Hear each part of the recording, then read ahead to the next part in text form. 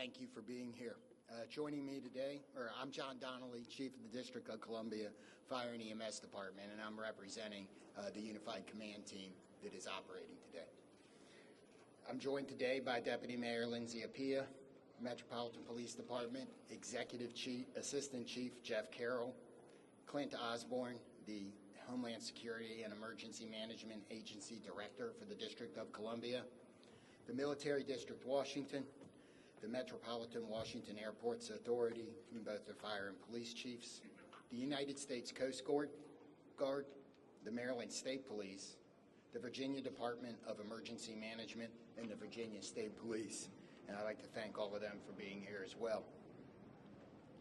We are here at Reagan National Airport with our Unified Command team, and we will provide an update on where recovery efforts stand.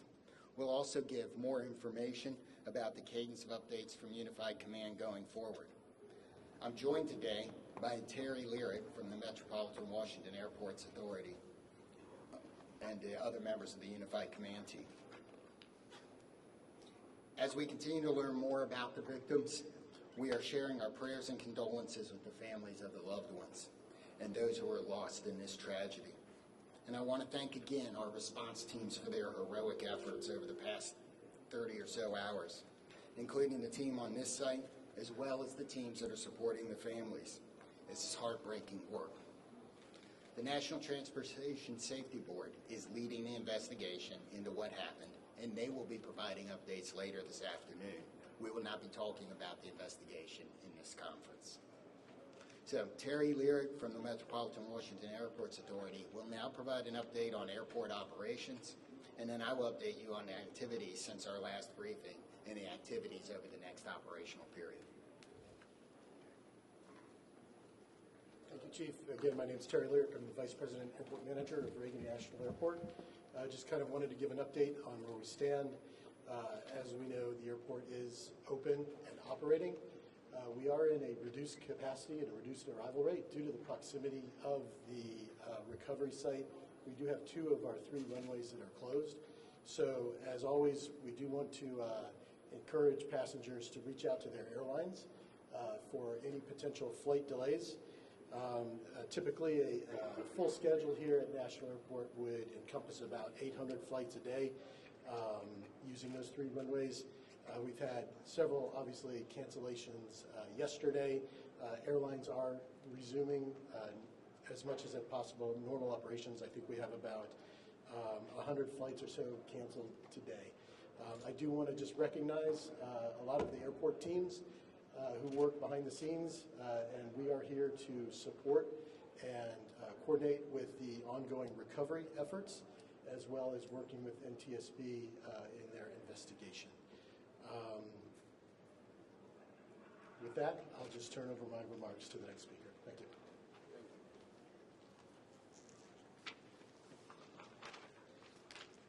So, overnight, our teams continued search operations and surface work, including side sonar scanning, shoreline searches, and aerial searches. Also, 2 Coast Guard cutters have arrived on station, and you may be able to see them out there on the water. Other efforts off-site included the NTSB, American and PAL Airlines, and district officials meeting with families at the Family Assistance Center and providing the support that they need to get through this horrible event. We've we have recovered 41 sets of remains, and 28 of those victims have been positively identified.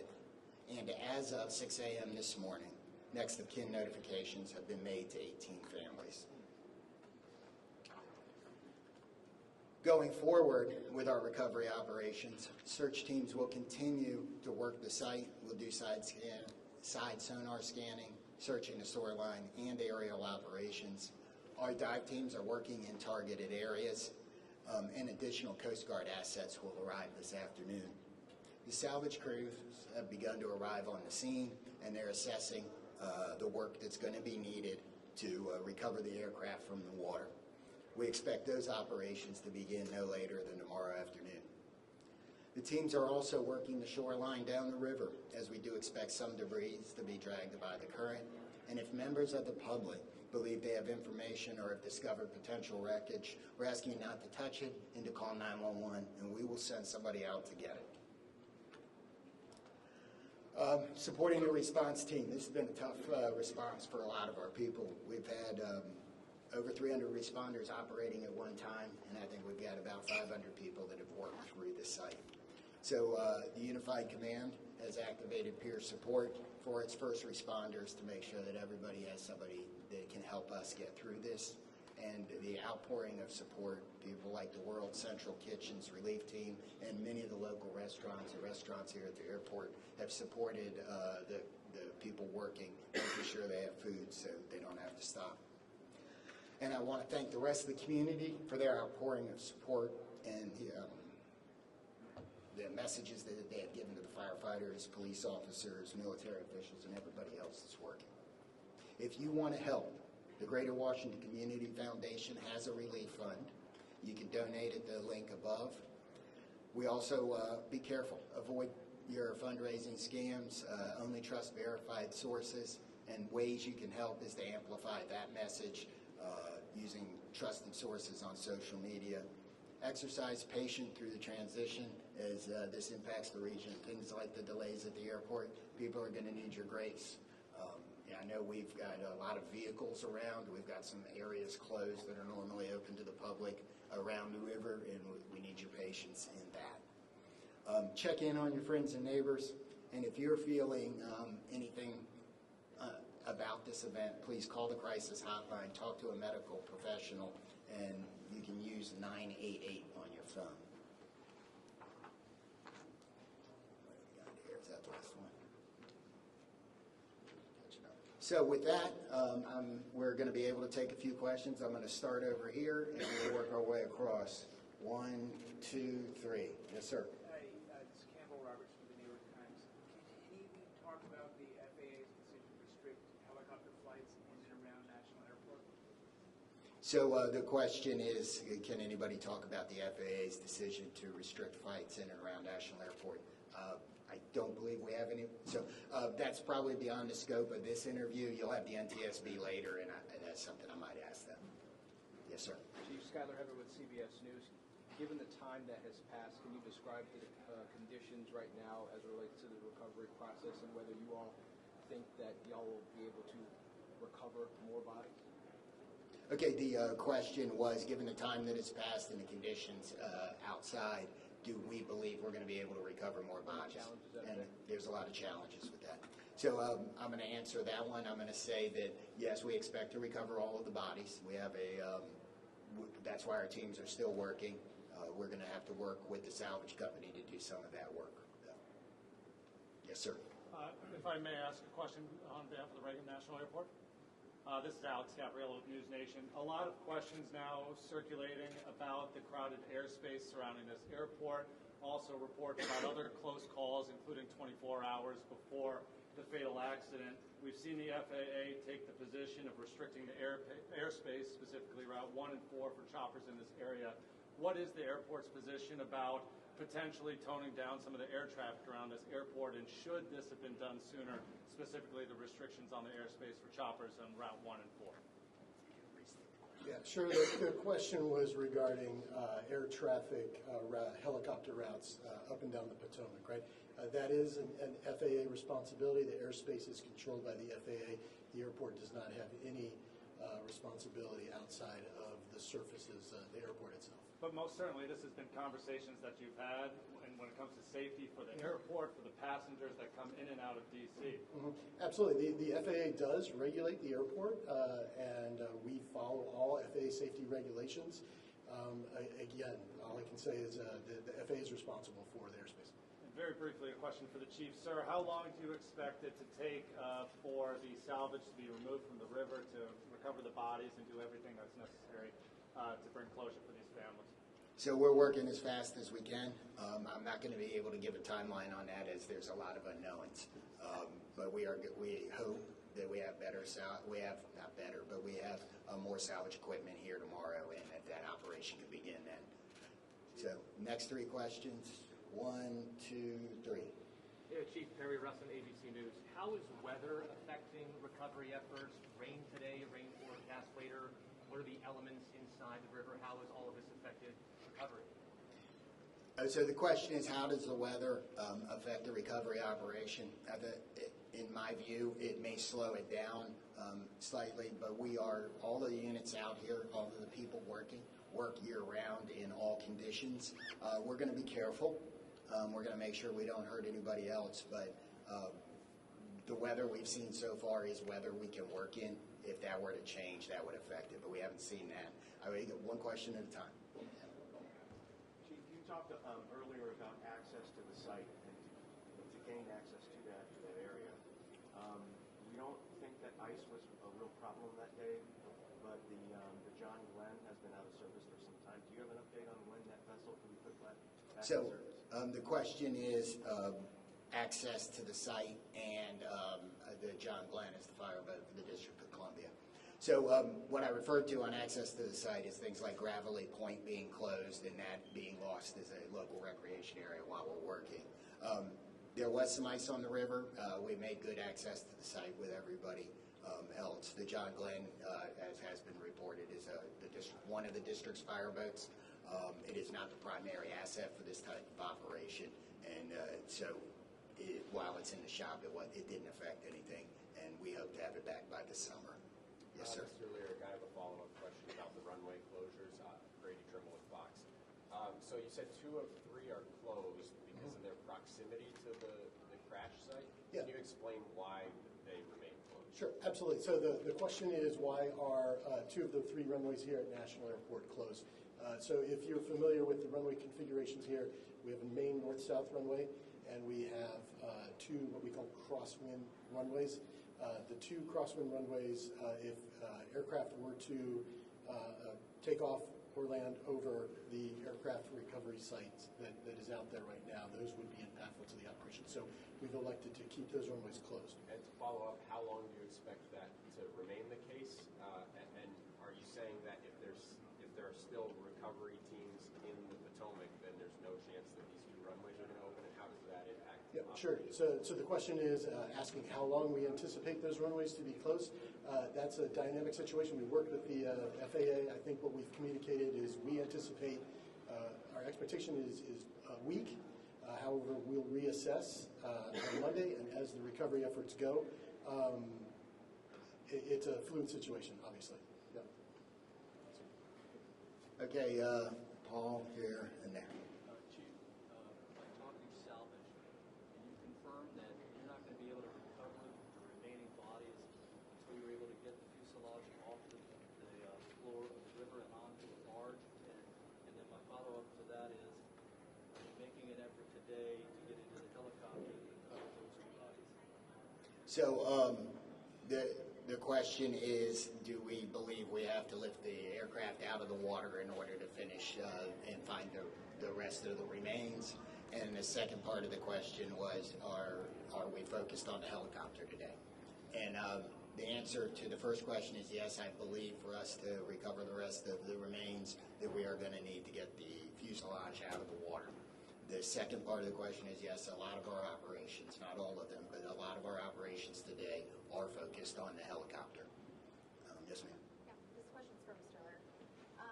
On the Mountain Fox 5 DC, can you confirm sufficient staffing moving forward in the tower? I don't know if that's in your scope or if that's... It's not. So the question was regarding staffing in the air traffic control tower. That's outside my scope of responsibility. Chief Donnelly, can you talk a little bit about the toll this has taken on your teams, and specifically how many people still remain? I know on day 1 there were upwards of 300 mutual aid. Who's still out there? So, this is an incident where even if it doesn't affect you right now, it's probably going to affect you later. It'll be something that you think about. So, in emergency services across the board, we have support teams. The National Capital Region, all of the departments do. So they've been activated. The International Association of Firefighters regional peer support team has been activated to help support. And the incident management team, as they rotate responders through the scene, are making sure that there are opportunities for them to get the assistance they need. I'm going to ask the Virginia State Police to talk about the peer support he's doing a little bit. I'm First Sergeant Blank with the State Police in Virginia. We are working with our partners. MWA is leading the support for the effort for peer support, but I'm here in support of that effort. And we have several regional partners that are contributing to that, including mental health professionals who are on site from ANOVA and from a nonprofit in the area that are providing support. The Virginia Law Enforcement Assistance Program is also planning to send support, and all of the most of the public safety agencies in the region are providing personnel to assist with that effort. Yes, ma'am. Marielle Carbone with DC News Now. I know that this is an unpleasant question for you, Chief, but we've been hearing reports from people that have been along the river and potentially see the functional marines coming up on shore. People are seeing this. Is that anything you're hearing, or is that way keeping people away from some of these shore? So we're not keeping anybody away from the shoreline for any of those reasons. If we've closed off an area like Gravelly Point here, it's because we have emergency access vehicles coming in and out, and we need the access to the river. We have received some 911 calls about either debris or remains. I don't know that we've actually found any remains. We've certainly picked up debris from those 911 calls. So we're going to do 3 more and go 1, 2, and 3 in the back. Yes, sir. Thanks, Chief. Jonathan Kersley from Channel 9 Australia. This is a question for Terry. Terry, as Vice President and Manager of this airport, what concerns have you had specifically about the congested airspace, and have you ever raised those directly with the FAA? So again, the United States airspace is the safest in the world. Safety is one of our top priorities, and we continue to ensure that the airport is safe for operations. To follow up on that, it wasn't safe in this instance. There have been near misses here before. You would have been made aware of those as manager of this airport. Have you raised concerns with the FAA about the congested airspace around Washington's airport? Yeah, I can say again, we work with the FAA. We're regulated by the FAA.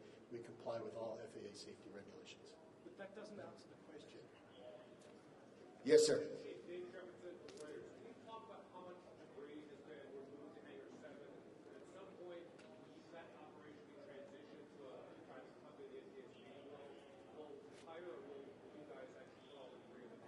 So that's an investigation question appropriate for NTSB this afternoon. Take 2 more. Yes, sir. Tom Resnick, Thompson. I had a question for Terry as well. As far as the airport took a position against adding extra long-distance flights out of here, and one of the concerns was there's just too much already going on. Do you maintain those concerns because they're supposed to start in the next few months? Are you concerned about safety as those extra flights start? Good. Thanks, Tom. So the question was regarding the additional slots to DCA. As you know, the slots are federally controlled, federally mandated, and we have to follow federal regulations. Are you still concerned about them? I mean, the airport authority was concerned. Yes. Again, we have to follow the federal regulations on the slot controls. Yeah. That's it. Hi, Jim Spellman, CGTN. Terry, one more question for you. You're talking about the FAA, Congress, federally mandated, et cetera. Where does the buck stop with this accident and ensuring that the next flight to take off from this runway is safe?